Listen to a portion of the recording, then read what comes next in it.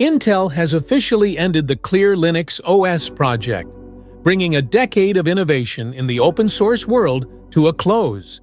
The Clear Linux team announced that, effective immediately, there will be no more security patches, updates, or maintenance.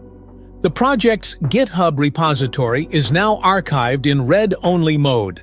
Clear Linux was a Linux distribution built by Intel, specifically optimized for Intel CPUs.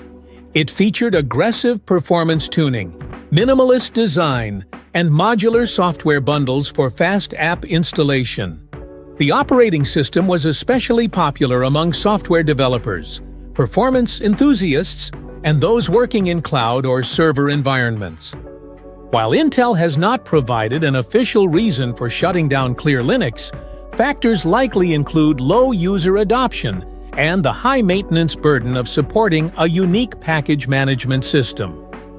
Intel is also consolidating its operations, focusing on projects with broader strategic value, such as agentic artificial intelligence.